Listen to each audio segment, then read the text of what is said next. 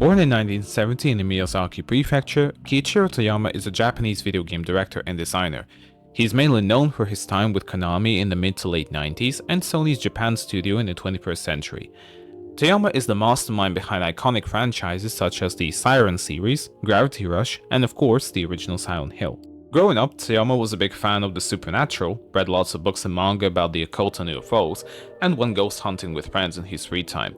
Though not a fan of horror and quite frankly being scared of the genre, thinking that reading horror manga would corrupt him, Toyama couldn't resist diving deeper into the works of such artists as Kazuo Umezu, Hideshi Ino, as well as Daijiro Morohoshi and Ryoko Yamagishi. At the same time, he was a big fan of adventure titles like Zork and The Tower of Druaga. After graduating from high school, Toyama moved to Tokyo, where he spent the next 2 years living with his friends and working at a video rental store in hopes of experiencing the free-wheeling lifestyle he read about in the manga, only to realize that in reality the life of a ronin wasn't as romantic as he initially thought. So, in 1990, Toyama applied to an art school and began studying film and analog video at the Tokyo Zokei University. Even though his path isn't something you'd call conventional, Toyama knew that he wanted to leave a mark on the world. The only problem was that he didn't quite know how. Sega! It all changed when a representative from Sega came to his school and one of his close friends applied for a job in the gaming industry. And so, after graduating from the university, Toyama joined Konami Computer Entertainment Tokyo in 1994. The interview involved creating pixel art with Konami's own Picknell drawing computer, and Toyama really impressed the interviewers, which led to him getting the job. Interestingly enough, this was the first company he applied to. He began working as a graphic and character designer on Snatcher, but not the MSX original as it was created by Hideo Kojima 6 years earlier, but the ports for the relevant consoles at the time. Though his input can be best described as minimal, Toyama learned the ropes of creating video games by closely working with his superiors. It was around this time that he caught a glimpse of a 3D horror game called Dr. Hauser, which had fully rendered 3D environments that allowed for multiple camera angles. It struck him with the idea that a game could involve horror and feelings of fear. His second project was International Track and Field in 1996.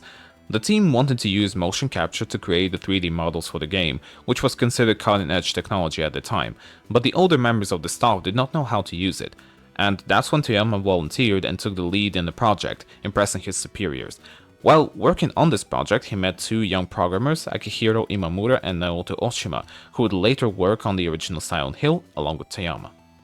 With the International Track and Field project completed, Toyama, alongside the track and field director Satoshi Kushibuchi, was called to a meeting with the director of Konami Computer Entertainment Tokyo's Development Group 6, Haruki Yukata, to discuss future development plans.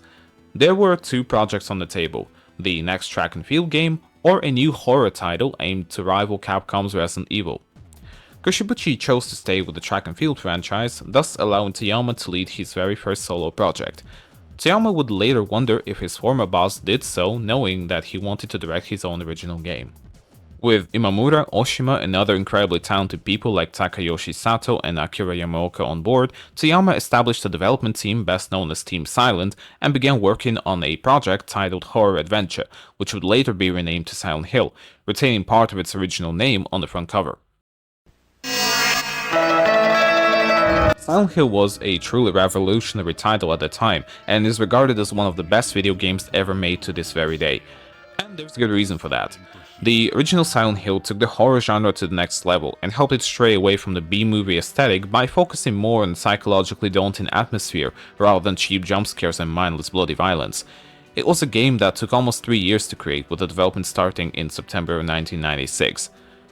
Toyama didn't have much experience with the horror genre aside from the manga he read in his younger years, and was way more familiar with UFOs and the occult, which is why the original Silent Hill story is very ambiguous, forcing the player to connect the dots without giving a clear answer to the possible questions. A lot of the inconsistencies were cleaned up during the development, as the whole game was more of a collaborative effort rather than a solo vision of just one person. It is also nothing short of a technological marvel of its time, being one of the first horror games to use fully rendered 3D environments as opposed to the pre-rendered backgrounds used in the first 3 Resident Evil games. And even the PS1's limitations were used to enhance the overall atmosphere and create one of the most memorable images in video game history. I am of course talking about the fog that covered the poor rendering distance of the original PlayStation. But things weren't all sunshine and rainbows, as the pressure of leading a team started to take its toll on Toyama's mental health, making him feel insecure as both a creator and a leader.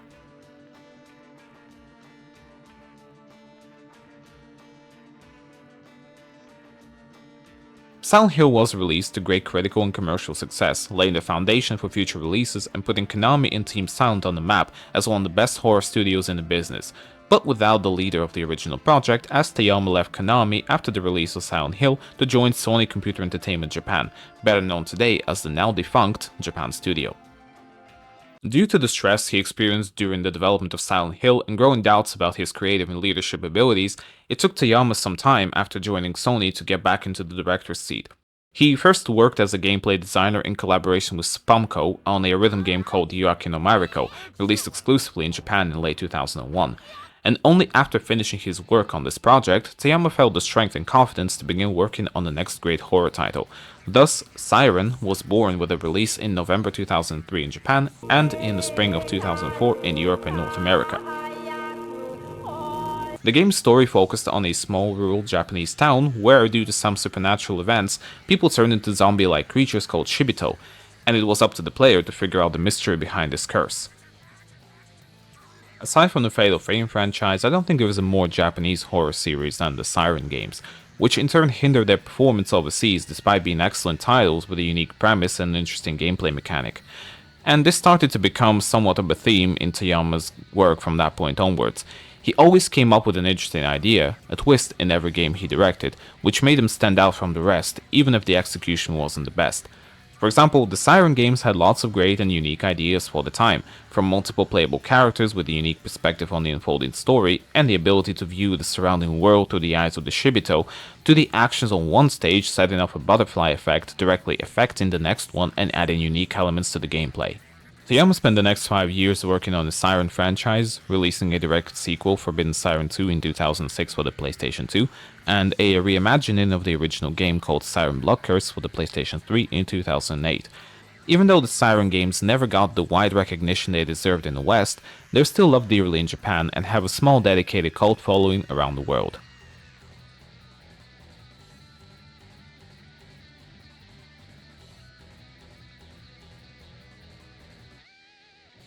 After finishing his work on Siren Blood Curse and the decline in public interest in horror games, Toyama shifted his focus to a project that he had conceived at the very beginning of his career, back when he worked for Konami. The initial idea was a vague image of people floating in space, with later concepts and ideas forming over time. Toyama pitched the new title to Sony in April 2008 as a gravity action game for the PlayStation 3, under the title Gravité, being a direct homage to French comics, also known as bande dessinée, that he was very fond of from an early age. Thus, Gravity Rush was born.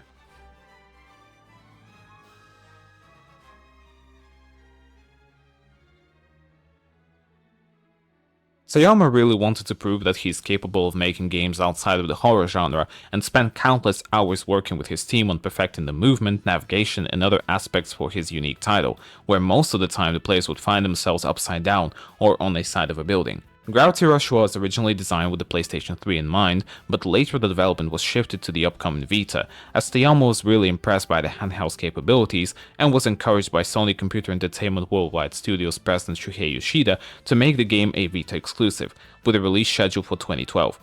Though, of course, now we know that the game was ported to the PS4 3 years later its original release, with Toyama overseeing the development of both versions.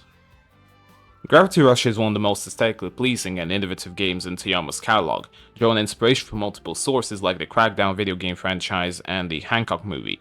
Some of the visual and gameplay cues were designed specifically to make sure that the game ran at a steady 30 frames per second without major compromises in the graphical department, making it one of the best looking games ever released for the PlayStation Vita.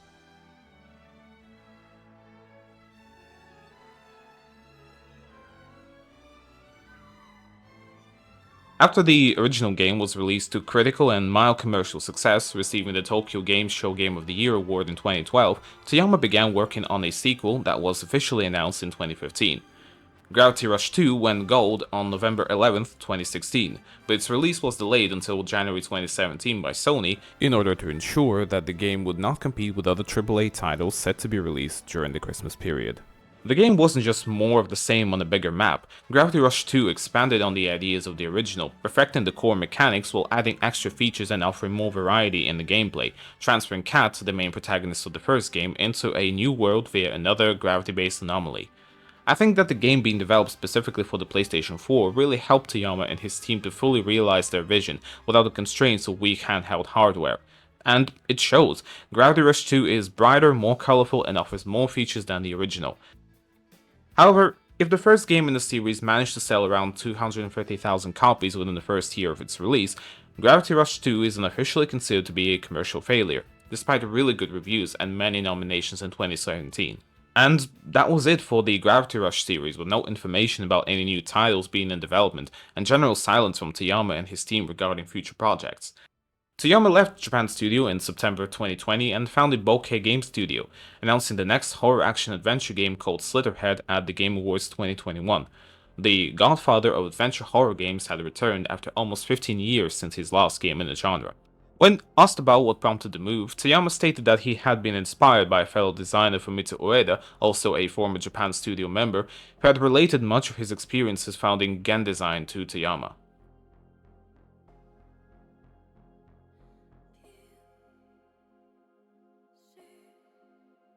After the initial announcement in 2021, not much was heard about Slitherhead, with the only bits of news being that the game was indeed still in development. Then, in the summer of 2023, Bokeh Game Studio released a video diary talking about the game in more detail.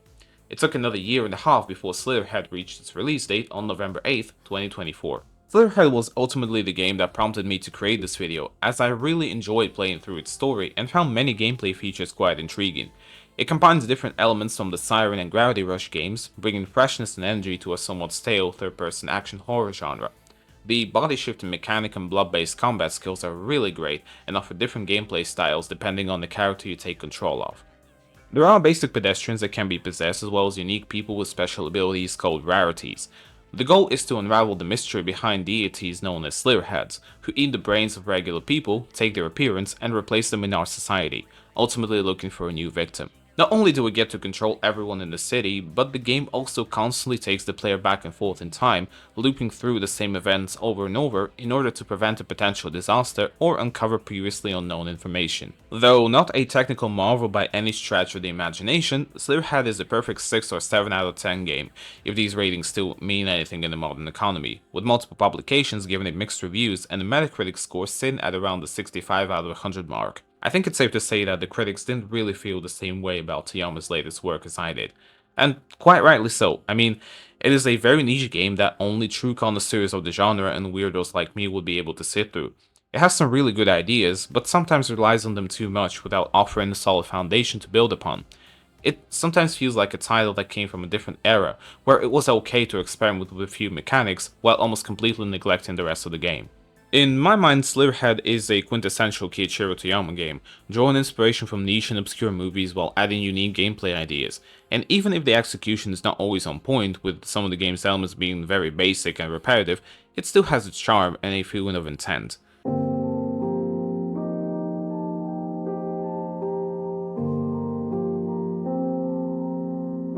It's hard to say how well Slitherhead performed and if it will be enough to keep Bokeh Game Studio afloat, but I hope that this is not the end of the line for Toyama and his team, as we need people like him with a unique perspective and some fresh ideas in a world of mediocrity and sequels.